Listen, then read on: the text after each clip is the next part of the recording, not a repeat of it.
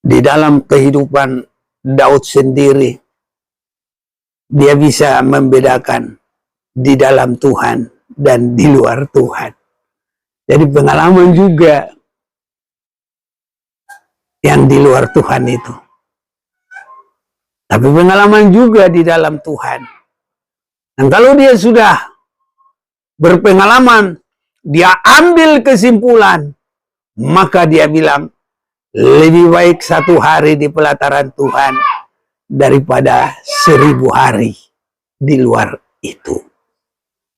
Jadi apapun keberhasilan, apapun keindahan, apapun kekayaan, apapun keberhasilan, kalau itu di luar Tuhan, tidak menjadi jaminan penuh damai sejahtera. Apalagi untuk berada menghampiri Tuhan.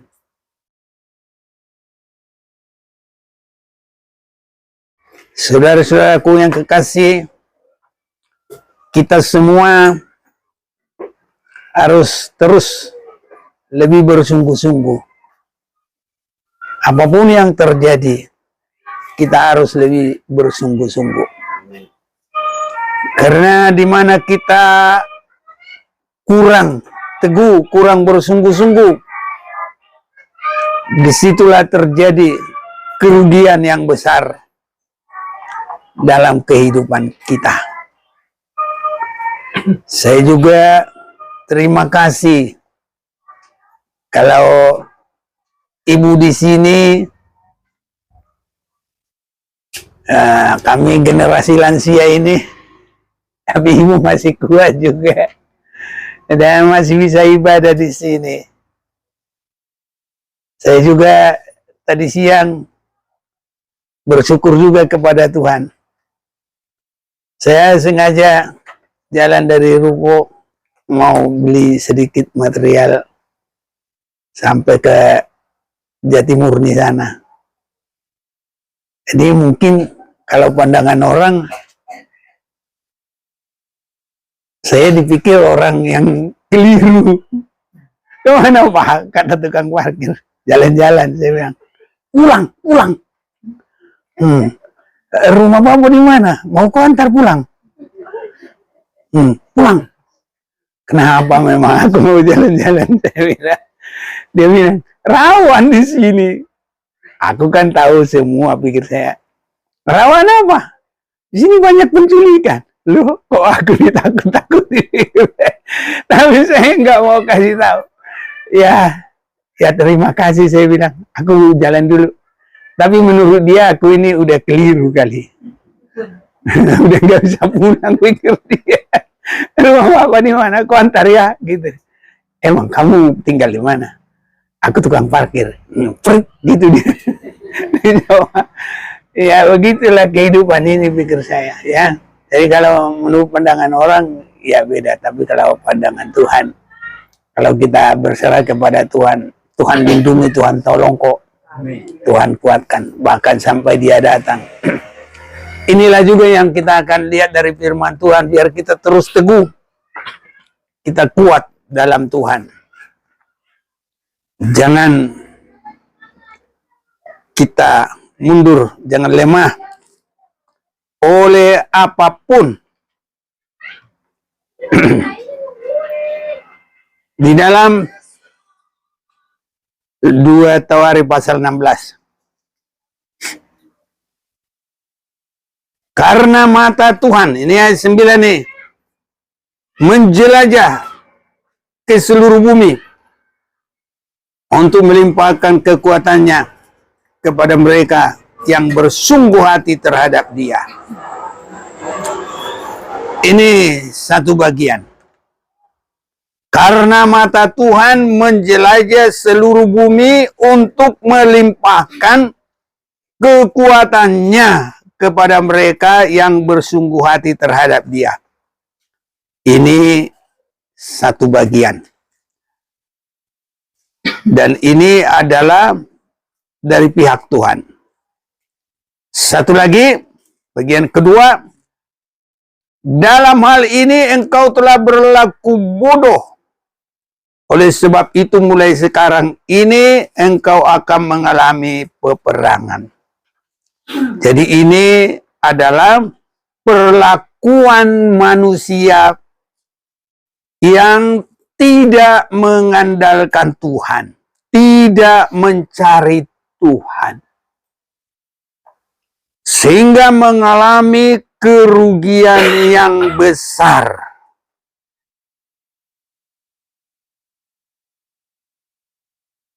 Kalau saya lanjutkan membaca ayat 10, maka sakit hatilah Asa karena perkataan pelihat itu. Ini namanya pelihat ini nabi, tapi dia hanya kenabian yang temporer. Jadi bukan nabi yang mendapat karunia yang terus sebagai nabi. Maka sakit hatilah Asa karena perkataan pelihat itu, sehingga ia memasukkannya ke dalam penjara. Sebab memang ia sangat marah terhadap dia karena perkara itu.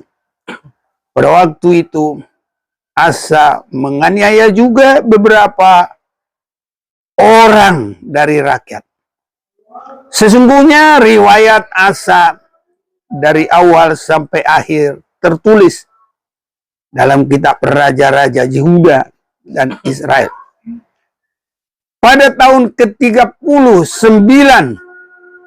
pemerintahannya, Asa menderita sakit pada kakinya yang kemudian menjadi semakin parah.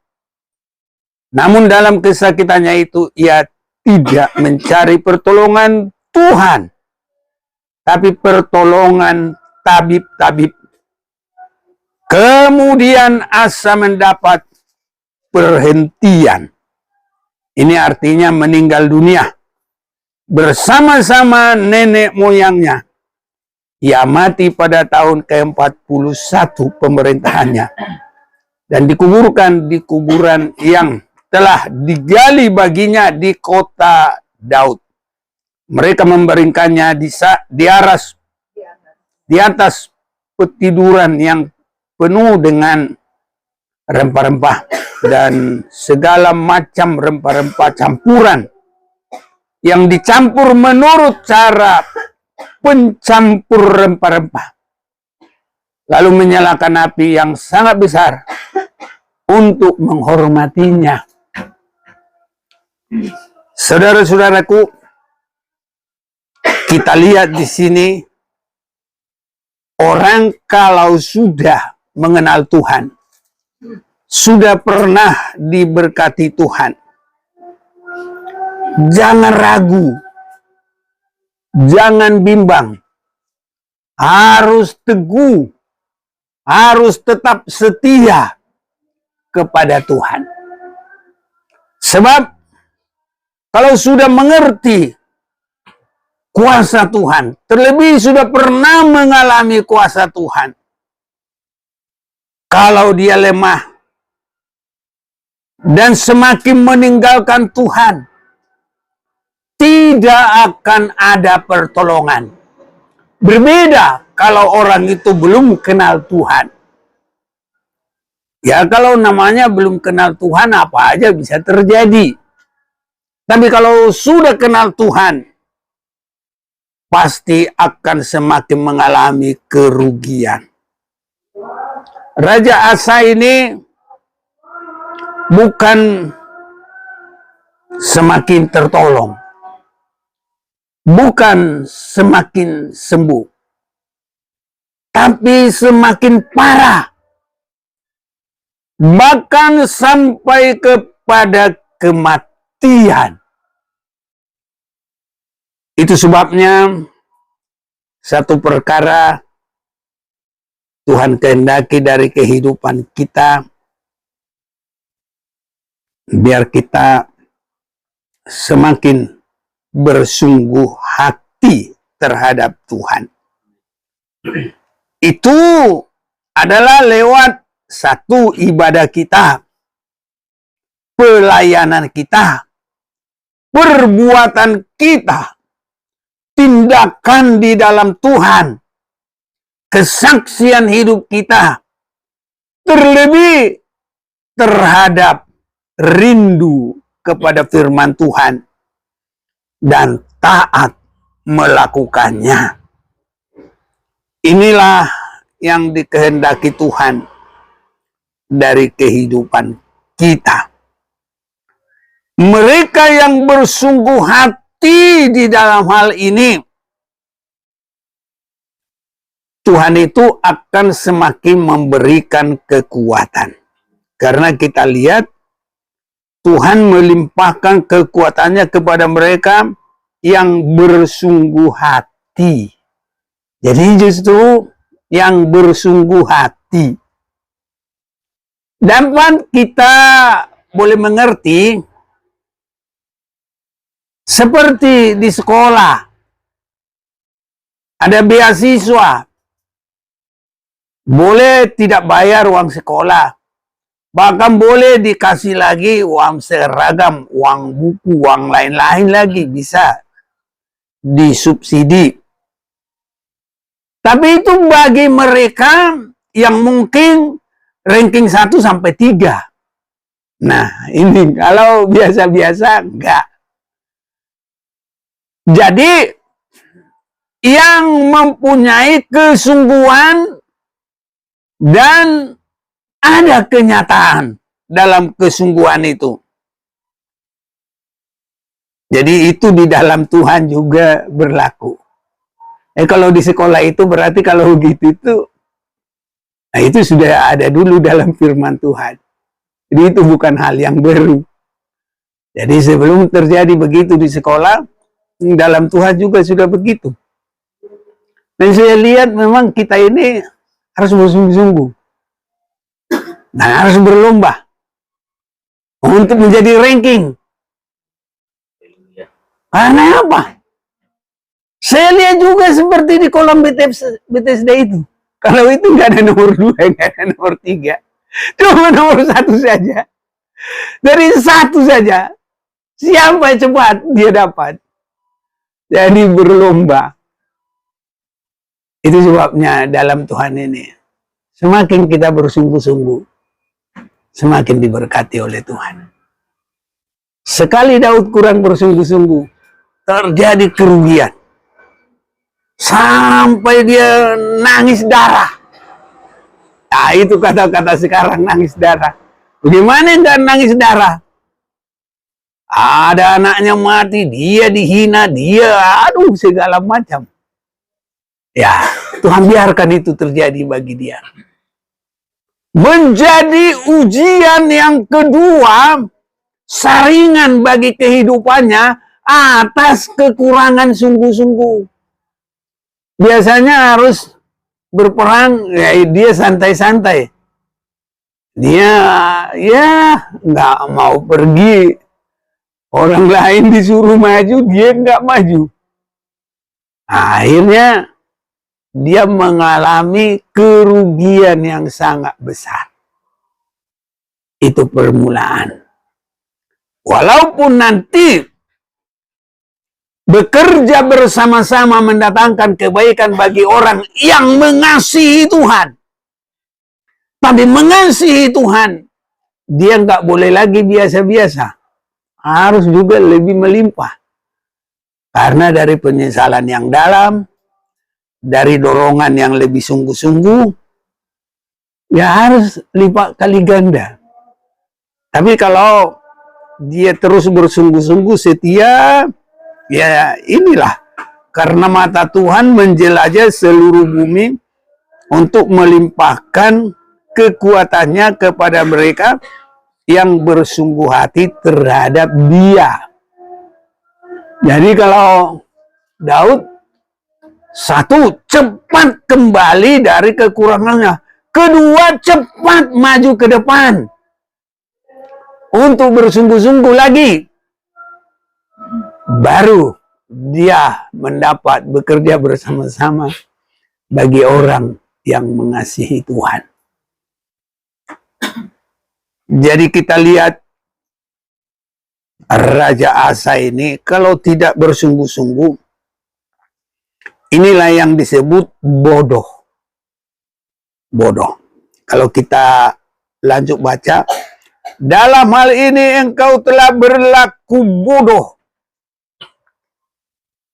Kalau kita baca Matius 25 ayat 1 sampai 13 itu, 10 perempuan, 5 yang pintar, dari 5 yang bodoh. Yang bodoh itu yang kurang bersungguh-sungguh. Tidak mengandalkan Tuhan. Mengandalkan macam-macam di luar Tuhan. Memang kalau di luar Tuhan ini, ya segala macam lah. Boleh mengandalkan kesaktian, perdukunan, harta, kemewahan, mengandalkan kebolehan, ya banyak hal lah. Ini kalau di luar Tuhan. Tapi di dalam Tuhan tidak ada yang lain. Kita harus bersungguh-sungguh. Merindukan firman-Nya. Sampai memiliki kesaksian di dalam kerinduan dan pengalaman tindakan dalam firman itu. Kita lihat beda hasilnya. Beda damai sejahteranya. Beda sukacita kita. Beda damai sejahtera kita. Beda. Kalau karena kita mengasihi Tuhan, sampai berkesaksian dalam melakukan firman itu. Di dalam dunia ini, biarpun ada keberhasilan, mungkin kaya sekalipun, tapi belum tentu ada kedamaian yang sesungguhnya. Itu sebabnya di dalam kehidupan Daud sendiri, dia bisa membedakan di dalam Tuhan dan di luar Tuhan. Jadi pengalaman juga yang di luar Tuhan itu. Tapi pengalaman juga di dalam Tuhan. Dan kalau dia sudah berpengalaman, dia ambil kesimpulan, maka dia bilang, lebih baik 1 hari di pelataran Tuhan daripada 1000 hari di luar itu. Jadi apapun keberhasilan, apapun keindahan, apapun kekayaan, apapun keberhasilan, kalau itu di luar Tuhan, tidak menjadi jaminan penuh damai sejahtera. Apalagi untuk berada menghampiri Tuhan. Dalam kerinduan kita harus sampai bersama dengan Tuhan. Amen. Sampai bertemu kedatangannya yang kedua kalinya. Perlindungan kita di dalam Mazmur pasal yang ke-91. Hanya sampai hati kita melekat kepadanya. Perlindungan kita harus sampai kita berada di bawah kepak sayap Tuhan. Sehingga kita hanya melihat apapun kesulitan yang ada di bumi ini tidak menjadi hal yang mengkhawatirkan bagi kehidupan kita. Nanti di dalam perjalanan, di dalam dunia ini, di dalam kitab Wahyu, terjadi peperangan, terjadi kelaparan, terjadi kematian, terjadi penyakit-penyakit. terus berubah lagi, pergeseran-pergeseran bumi, gempa bumi, segala hal, bahkan kerusakan planet-planet, sampai seperti bintang itu jatuh menimpa bumi, dan banyak hal lagi, hujan es yang besar-besar, sampai terjadi perang yang terakhir. Semua mengeluarkan segala persenjataan, itu namanya perang Armageddon. Semua itu akan dilalui. Itu semua akan terjadi. Kalau manusia mau lari kemanapun, tidak ada pelariannya lagi. Kalau dia belum tahu lari kepada Tuhan, hancurlah kehidupannya. Itu sebabnya bagi kita mulai dididik dalam pelayanan, dalam perjalanan hidup ini, supaya kita tetap hanya bersandar kepada Tuhan. Mazmur 91, dalam lindungan Allah. Orang yang duduk dalam lindungan yang maha tinggi dan bermalam dalam naungan yang maha kuasa. Jadi duduk, tidur, kita hanya berkata, Tuhan tempat perlindunganku dan kubu pertahananku, Allahku yang kupercayai. Sesungguhnya dialah yang akan melepaskan engkau dari jerat penangkap burung. Ini untuk manusia, itu segala bentuk-bentuk yang membinasakan. Dari penyakit sampar yang busuk. Ini termasuk ini kejadian penyakit di akhir zaman juga itu. Penyakit sampar yang busuk. Dengan kepaknya ia akan menudungi engkau. Di bawah sayapnya engkau akan berlindung. Kesetiaannya ialah perisai dan pagar tembok. Ini harus kita mulai dari kita mengutamakan Tuhan lewat persekutuan dengan Tuhan, ibadah kita, dan doa kita di rumah masing-masing juga. Di dalam ibadah secara berjemaat, tetapi di rumah juga, bahkan secara pribadi juga. Kiranya Tuhan tolong kita semuanya, sehingga kita akan bisa berkata bahwa di bawah kepaknya ia akan menudungi kita. Ayat yang ke-7. Walaupun 1.000 orang rebah di sisimu, 10.000 di sebelah kananmu, tetapi itu tidak akan menimpa. Saudaraku, satu hal yang luar biasa. Kematian itu tidak bisa dihentikan.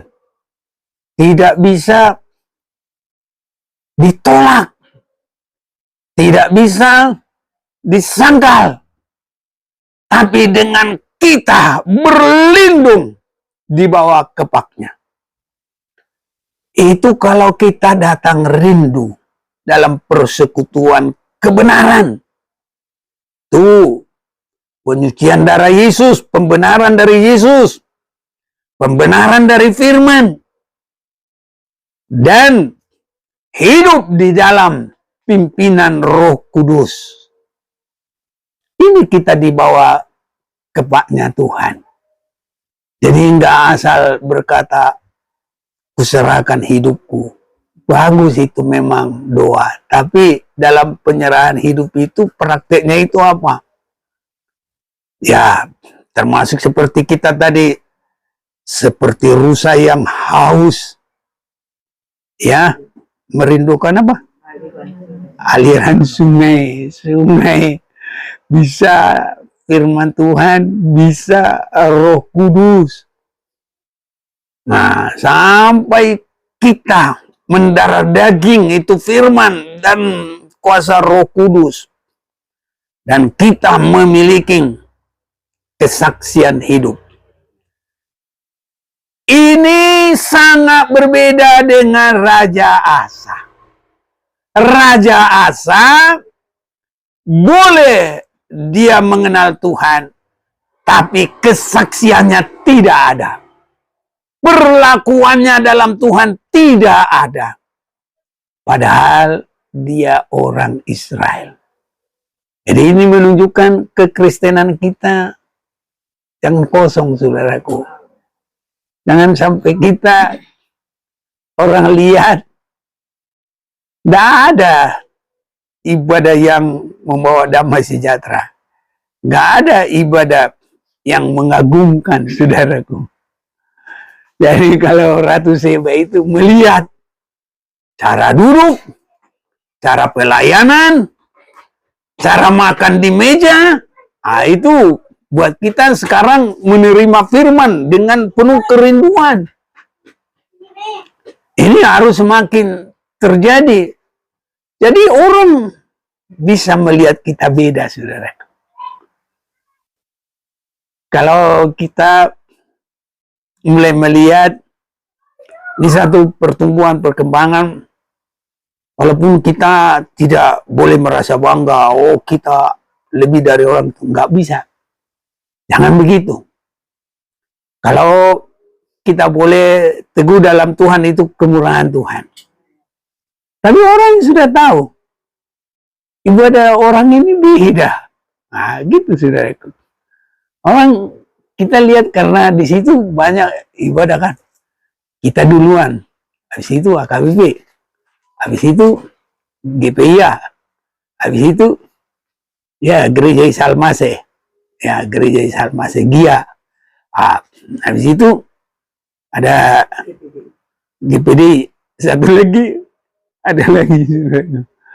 Mereka bilang, wah ini gerejanya orang ini beda. Yang di situ juga, yang lihat-lihat kita itu, wah beda. Jemaatnya di gereja Bapak ini beda, dia bilang. Karena apa? Ada yang di situ tuh cuma saling ngata-ngatai sesama.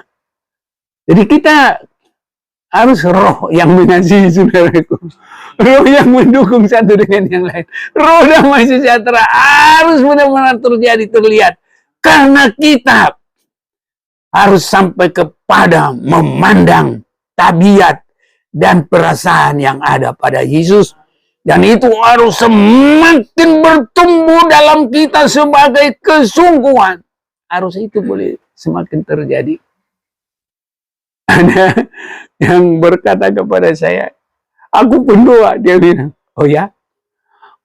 Aku mau doa kamu apa? Oke. Bapak, berkatilah Pak Manik ini supaya mereka ada kebaktian yang tetap. Ya senang saya, saudaraku. Biar jangan berpindah-pindah. Siapa yang merugikan dia, hancurkan dia. Dia bilang, saya sudah amin. Jangan begitu doamu, kamu pendoa syafaat kau. Tapi nggak boleh, Tuhan Yesus nggak begitu. Sebelum mati orang itu terus doakan dia bertobat. Saya bilang, beda kalian. Ya memang harus begitu, bilang. Jadi saudara itu masih berbeda lah. Dari mana sampai begitu sudah jadi pendoa? Ya itu begitulah ajaran yang dia dapat. Makanya kita jangan berdoa, Tuhan bunuh musuh saya. Gak boleh, saudara. Musuh pun harus dikasih makan. Musuh pun harus didoakan, dikasih. Walaupun kita tidak mengasihi seperti begitu mendekatkan, minimal kita menjadi pendoa bagi dia. Jangan doakan dia biar dibinasakan. Ini dia bilang, Tuhan binasakanlah yang merugikan Pak Manik ini. Aku nggak mau gitu doanya, kalau begitu saya nggak mau, saya bilang. Nah jadi saudara-saudaraku, kita harus sampai benar-benar ada tindakan kasih, memandang kepada Yesus sampai di salib itu biar dia dihujat, diolok, diludahi, segala macam hinaan. Tapi Yesus tetap berdoa, Bapa, ampunilah mereka. Mereka tidak mengerti apa yang mereka lakukan. Jadi tetap Yesus mohon pengampunan bagi orang yang menyakiti dia. Biar perasaan dan hidup yang ada pada Yesus semakin ada di dalam hidup kita. Itu sebabnya dalam Filipi pasal 2 itu, hendaklah kamu memiliki pikiran yang ada seperti yang ada pada Yesus Kristus. Ini saudara-saudaraku yang harus ada pada kita. Jadi makanya orang bisa langsung melihat hidup-hidup kita yang mengagumkan. Ibadah yang mengagumkan. Karena itu dikehendaki oleh Tuhan. Lewat firman-Nya bagi kehidupan kita. Kita sering dengar, tapi saya akan baca juga 1 Timotius 3 itu, saudara-saudara yang kasih. Ya, kalau ada yang baca, boleh dah. Ayat 16.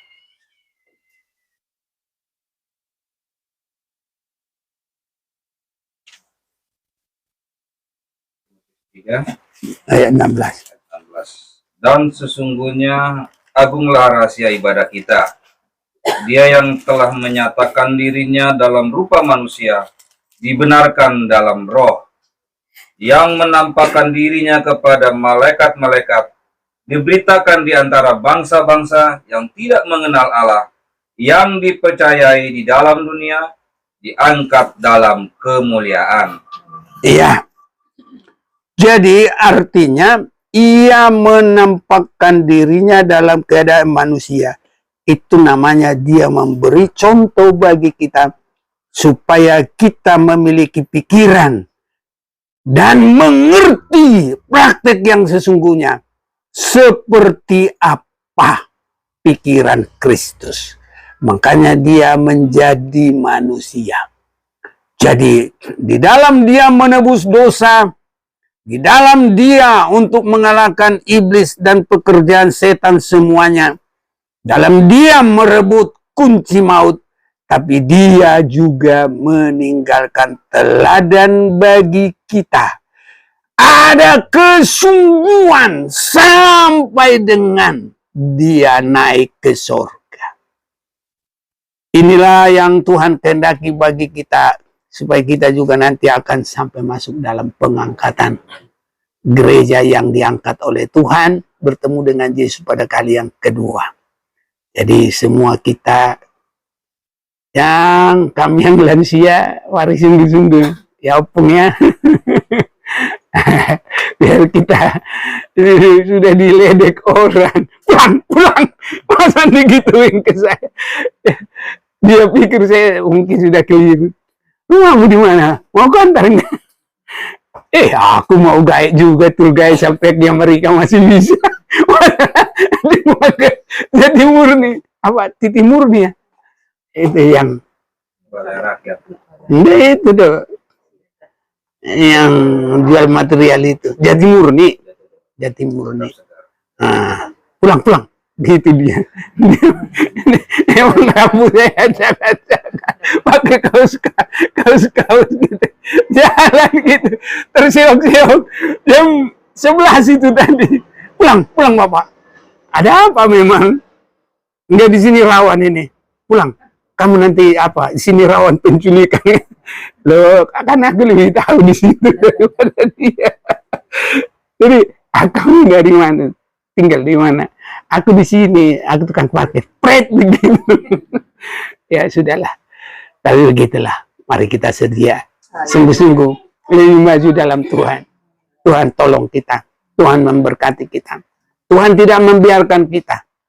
Seberapa hari umur kita atau sampai dia datang menjemput kita. Mari kita mau datang kepada Tuhan.